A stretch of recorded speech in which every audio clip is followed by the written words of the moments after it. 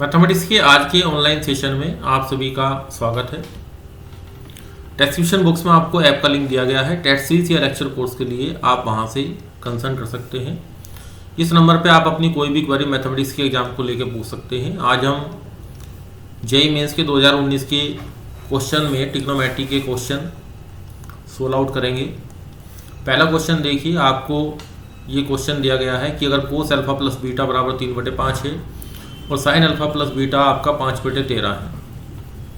अब आपको यहाँ पर tan टू अल्फा की वैल्यू निकालनी है। जनरल क्वेश्चन है, आपने पहले भी किया होगा कि हम क्या करते हैं, यहाँ पे जो ये 2 अल्फा है इसको हम अल्फा प्लस अल्फा लिख लेते हैं और यहाँ बीटा को ऐड और सब्ट्रैक्ट कर देते हैं। फिर a और b का फॉर्मूला लगा देते हैं। उससे पहले हमें रिक्वायरमेंट होती है अल्फा प्लस बीटा की tan की वैल्यू की। तो यहाँ पे 3/5 है, तो यहाँ पे आप ट्रायंगल बना लें। यहाँ बना के दिखा देता हूँ आपको। ये 3/5 है, तो ये आपका 4 हो जाएगा। और दूसरा ट्रायंगल जो आपका बनेगा वो आपका साइन में है 5/13, तो ये आपका 12 हो जाएगा। इस तरीके से आप इसको देख सकते हैं। अब देखिए, कंडीशन जो आपको दी गई है कि आपके जो एंगल हैं उसमें से एक कंडीशन क्या दी गई है, इस कंडीशन को ध्यान से देखिए कि अल्फा और बीटा दोनों 0 से π/4 के बीच में है। तो जो इनका सम होगा वो आपका 90 पे नहीं जाएगा, क्योंकि यहाँ tan निकालना पड़ेगा हमें। तो वहाँ पे tan अल्फा प्लस बीटा 90 नहीं होगा। तो बाकी जो सारी कैलकुलेशन दी है उसको हमें करने की आवश्यकता नहीं है, बस इतना ही पर्याप्त है जितना मैंने आपको बताया है। तो यहाँ पे ये वैल्यू आपके पास 5/13 है। तो यहाँ पे हम हाइपोटेनस की वैल्यू निकाल लेते हैं। तो ये चारों वैल्यू हमारे पास tan अल्फा प्लस बीटा और tan अल्फा माइनस बीटा की वैल्यू आ जाएंगी, इस फॉर्मूले के अंदर रख देंगे। तो इतना एलोबरेट करने की आवश्यकता इसमें नहीं है, क्वेश्चन आपका इजीली सोल्व आउट हो जाएगा।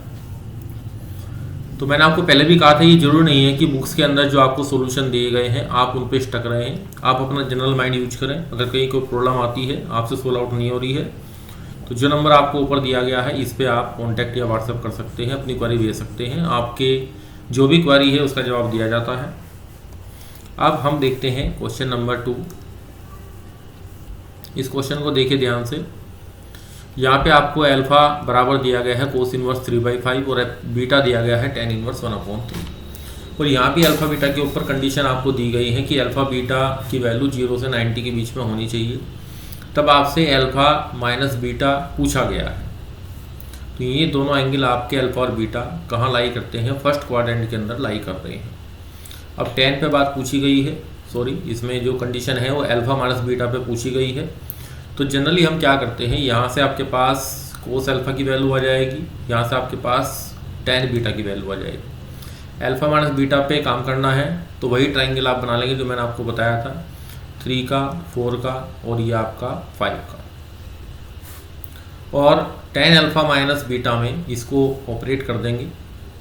यहाँ पे इन्होंने tan inverse x minus tan inverse y निकाला है, इस प्रकार से भी निकाल सकते हैं। अगर आप tan अल्फा माइनस बीटा का फॉर्मूला यूज करेंगे तो वहाँ से भी आप इसको फाइंड आउट कर सकते हैं। तो इस तरीके से आपका क्वेश्चन ये tan की टर्म्स में आ जाएगा, tan इनवर्स 9/13। और हम ऑप्शन में देखेंगे tan इनवर्स 9/13 ये हमारा यहाँ नहीं आ रहा। तो सबसे पहले हम tan इनवर्स में देख लेते हैं, नहीं आ रहा तो इसको हम कोस इनवर्स में और या फिर साइन इनवर्स में चेंज कर लेंगे। उसके लिए सिंपल आपको क्या करना है, 9 और 13 को लेके क्या बनाना है, आपको राइट एंगल ट्राइंगल बनाना है। और ये आपको शो किया गया है, ये √250 आ जाएगा, इसको हम ब्रैक कर लेंगे तो 5√10 आपके पास ऑब्टेंड हो जाएगा। तो सबसे पहले हम यहाँ पे साइन इनवर्स निकाल लेंगे, नहीं आएगा तो यहाँ से कोस इनवर्स भी निकल जाएगा। तो ये क्वेश्चन आपका क्लियर हुआ। ये भी आपका इजी कैटेगरी का क्वेश्चन था, कोई इसमें टफ कोई ऐसी प्रॉब्लम नहीं थी। नेक्स्ट क्वेश्चन देखिए। एस हमारे पास एक सेट है जिसमें थीटा बिलोंग कर रहा है -2π से 2π के बीच में। और ये आपको कंडीशन दी गई है 2 cos स्क्वायर थीटा प्लस के 3 sin थीटा = 0। अब यहाँ पे जो क्वेश्चन आपका पूछा जाता है कि इसमें सम ऑफ द एलिमेंट पूछेगा या ये पूछेगा कि एस में नंबर ऑफ एलिमेंट कितने हैं। इस प्रकार से क्वेश्चन आपको पूछा जाता है। तो इसके लिए सिंपल है कि जो ये कोस स्क्वायर थीटा है इसको हम साइन स्क्वायर थीटा में चेंज कर लें और इस प्रकार से आपको ये साइन थीटा में क्वाड्रेटिक मिल जाएगी। इसको सोल्व आउट करेंगे। तो इसको सोल्व आउट करने के लिए आपके पास ये जो फैक्टर हैं ये आपको इजीली करने आने चाहिए। ये फैक्टर आप किस प्रकार से करेंगे इसको थोड़ा सा देख लीजिए कि यहाँ पे आपको 2 साइन स्क्वायर थीटा है, तो इसका मतलब 2 साइन थीटा आप एक जगह लिख लें और साइन थीटा आप एक जगह लिख लें। अब यहाँ माइनस का 2 आ रहा है तो एक बार माइनस का आएगा, एक बार प्लस का आएगा। अब ये प्लस माइनस यहाँ पे आएंगे, यहाँ प्लस आएगा, यहाँ माइनस आएगा, या ये माइनस या फिर ये प्लस आएगा। इस चीज़ को कैसे देखते हैं कि यहाँ पे माइनस के 3 साइन थीटा है, तो माइनस का 2 या 4 और यहाँ से प्लस का साइन ही आया तो माइनस के 3 आपके पूरे हो गए। इस प्रकार से आप क्या करेंगे, फैक्टराइजेशन का प्रोसेस सोल्व करेंगे। ऐसे ब्रेकअप करने से हमारा क्वेश्चन में ज़्यादा टाइम लगता है, तो फैक्टराइजेशन आपको सीधे करने आने चाहिए। यहाँ से साइन थीटा की वैल्यू आपके पास माइनस के 1/2 होगी, क्योंकि साइन थीटा का मान -1 से 1 के बीच में होता है, तो 2 के बराबर कभी भी नहीं होगा। अब -1/2 के लिए यहाँ जो कंडीशन दी गई है सोल्विंग की, ये थोड़ी सी टफ होती है, तो इसके लिए आप क्या करेंगे, यहाँ पे ध्यान दीजिए 0 से 2 पाई का एक चक्कर तो आप यहाँ पे पूरा कीजिए। ये 2 पाई का है एंटी क्लॉकवाइज डायरेक्शन में, और यहाँ से एक चक्कर आप पूरा कीजिए यहाँ पे माइनस का 2 पाई के इसमें। ये क्लॉकवाइज डायरेक्शन हो गई जो मैंने बनाई है। अब आपके पास जो नंबर ऑफ सॉल्यूशन आएंगे उनको हमें देखना है। तो साइन थीटा की वैल्यू माइनस की कहाँ कहाँ होती है, आपके 3rd क्वाड्रेंट में और 4th क्वाड्रेंट में।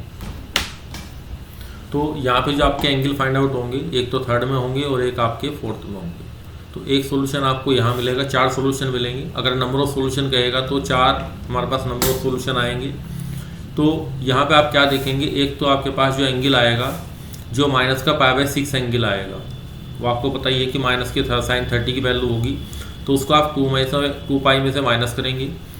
एक में आप क्या करेंगे, यहाँ पे पाई के साथ आप प्लस करेंगे, फिर यहाँ पे माइनस पाई प्लस π/6, क्योंकि माइनस में लेने हैं तो माइनस π/6, और फिर ये इसमें लाने के लिए माइनस पाई प्लस π/6 करना पड़ेगा आपको। तो इन चारों का हम सम करेंगे तो आंसर हमारा 2 पाई आ जाएगा। अब नेक्स्ट क्वेश्चन देखिए, आपको वैल्यू निकालनी है इस क्वेश्चन में cos square 10 minus cos 10 degree cos 50 degree और cos स्क्वायर 50 डिग्री। अब यहाँ पे देखिए कि जो एंगल्स आपके हैं उनका सम हमारे पास केवल 60 डिग्री आ रहा है। ये जो 50 डिग्री है और 10 डिग्री है। तो जो सॉल्यूशन में बुक्स के अंदर आपकी प्रोसीडिंग की गई है उसमें cos स्क्वायर थीटा को 2 cos स्क्वायर थीटा -1 यहाँ ब्रेक किया गया है। इसमें 1 + cos 2 थीटा बराबर 2 cos स्क्वायर थीटा, और यहाँ पे 2 cos A cos B का फॉर्मूला लगाने से क्वेश्चन में लेंथ आपकी ज़्यादा हो गई है, बार बार फॉर्मूले आपको यूज करने पड़ रहे हैं।